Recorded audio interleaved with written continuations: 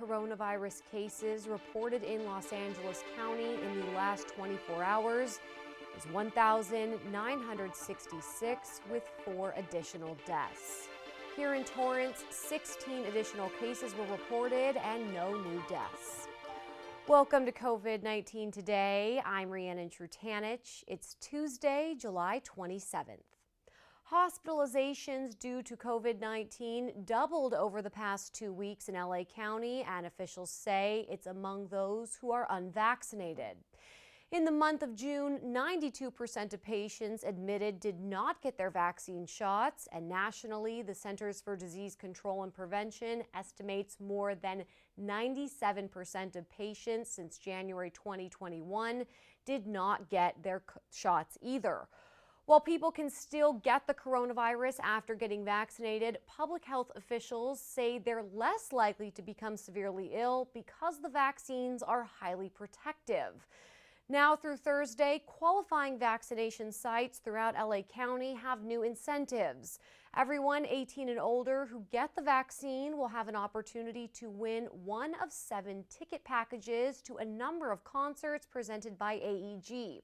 To find a site near you, go to vaccinatelacounty.com.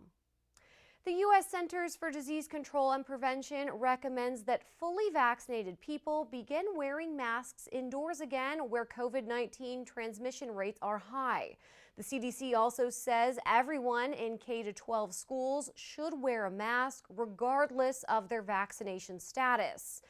The updated guidance comes ahead of the fall season when the Delta variant can cause another surge in new coronavirus cases. It's also when many employers are expected to bring workers back into the office.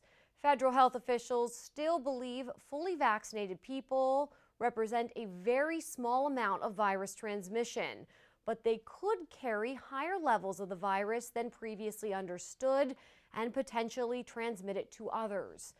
This announcement backtracks the agency's actions in May when it said fully vaccinated people did not need to wear a mask in most settings, whether indoors or outdoors.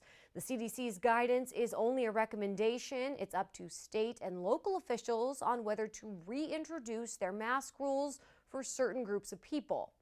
LA County brought back its mandate earlier this month due to increased transmission. Pfizer and Moderna are expanding their vaccine studies to include children ages 5 through 11. It's a precautionary measure designed to detect rare side effects, including heart inflammation problems that took place among young vaccinated people. In June, the CDC shared that the 2 vaccines may have caused myocarditis and pericarditis in more than 1,200 Americans, including about 500 individuals under the age of 30. The U.S. Food and Drug Administration reportedly asked Pfizer and Moderna to include 3,000 children in the 5 to 11 age group.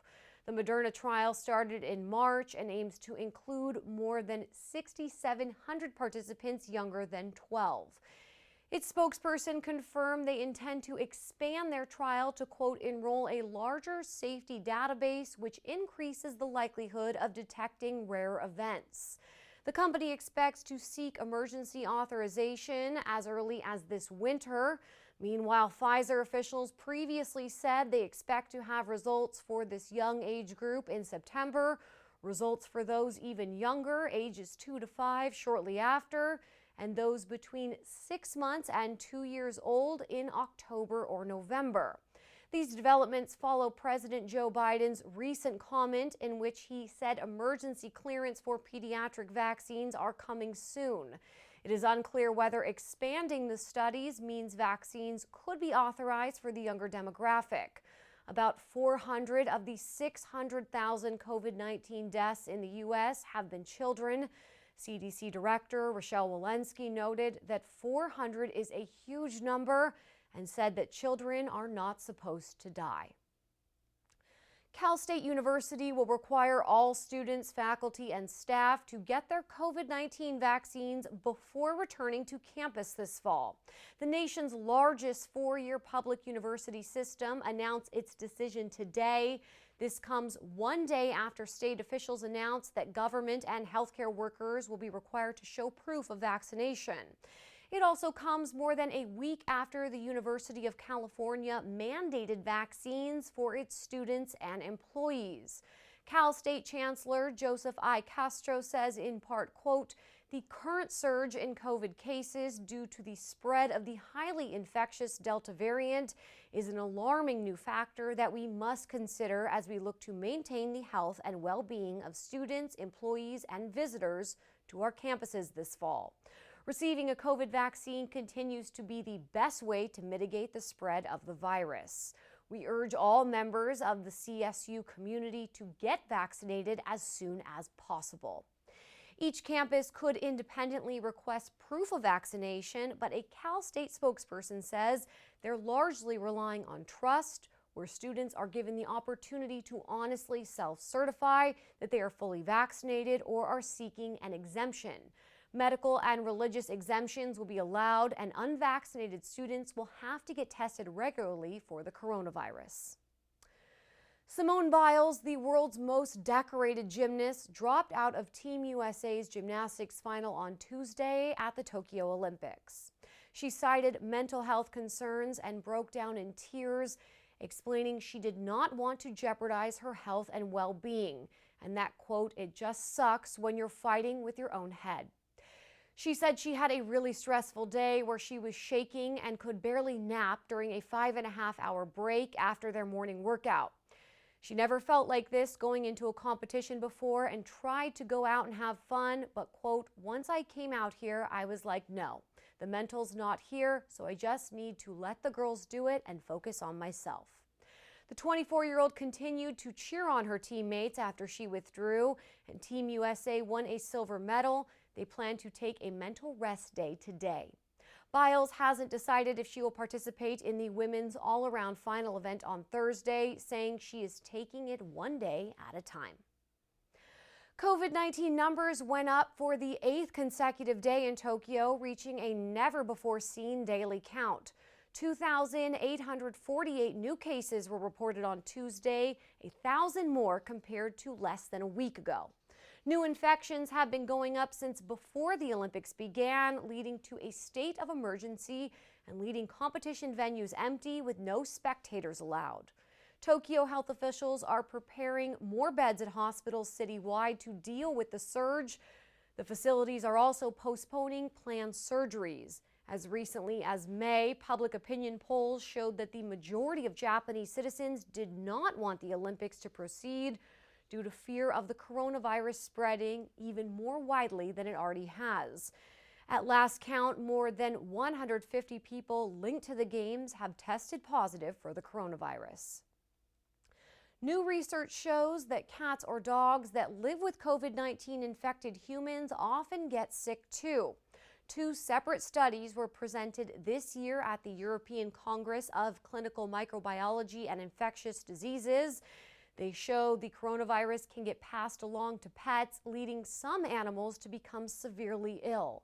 A team led by a veterinarian in Ontario investigated potential COVID-19 infections in 198 cats and 54 dogs. All of the dogs and 48 of the cats came from a household where at least one person had COVID-19. The rest of the cats came from an animal shelter or a neuter clinic. The team found that 2 out of 3 cats and 2 out of 5 dogs whose owners had COVID-19 had antibodies against SARS-CoV-2, which indicated that they had been infected. Less than 1 in 10 cats had these antibodies in shelter settings, and at the neuter clinic, the figures dropped even more to less than 1 in 38. Researchers also found that cats and dogs that came from homes where their owners had COVID-19 often develop symptoms of the virus as well. The second study came from another veterinarian and her team in the Netherlands. They looked at 156 dogs and 154 cats from about 200 households with COVID-19 patients. Researchers found animals in 1 out of 5 households became infected and also experienced mostly mild symptoms of the virus. Both groups concluded that humans can transmit the coronavirus to their pets and advised infected individuals keep a safe distance from their animals if possible. Torrance City Council members will head back into the chambers tonight in a hybrid council meeting. Among the agenda items are resolutions honoring Stephen Robinson, Fanny Rocamora, and Nick Ramirez upon their retirements for their decades of service to the city. The Planning Commission and the Community Development Director is recommending that City Council conduct a public hearing on a land use study that involves off-street parking requirements. And the City Manager and the Finance Director are recommending the City Council submit for voter consideration local 3/4 cent transactions to pay for services and city operational enhancements benefiting Torrance residents and businesses. These items and much more will be discussed tonight and can be seen here on our channel, online, and on the city's Facebook and YouTube platforms. You can also find the full agenda at torranceca.gov. The meeting begins at 6:30 p.m. Well, before we go, at the end of each program, we like to share feel-good stories from our community. Pictures, images, and videos that remind us of how resilient our community is and how Torrance truly cares. A beautification project at a Torrance park brought together current and former city leaders. Here are some pictures from Dave Wallace from the city's Park Services Division. He says this past Saturday, Park Services staff got some major help from a number of volunteers, including City Manager Aram Shaparian and his family, Community Services Director John LaRock, Recreation Services Manager Garrett Craig, Parks and Recreation Commissioners, and even some former council members. They worked together to clean up and beautify Walteria Park. Tasks included removing a dead tree, refreshing the park's sign with bright paint, removing collected debris from the fence lines, and installing a planter complete with new habitat-friendly plants. The group also enjoyed pizza after their work was done. Dave says he really appreciated everyone who came out, especially the young individuals. He hopes everyone benefited from their experiences and looks forward to a bigger and better day of service next time. Now, if you have a great story, upcoming event, a photo or video you'd like to share, email us at covid19today@torranceca.gov. We'd love to hear from you. Well, that's our update for COVID-19 today. We'll see you back here tomorrow as Christine Lee brings you the latest. Be safe, stay healthy, and thanks for tuning in. We'll see you next time.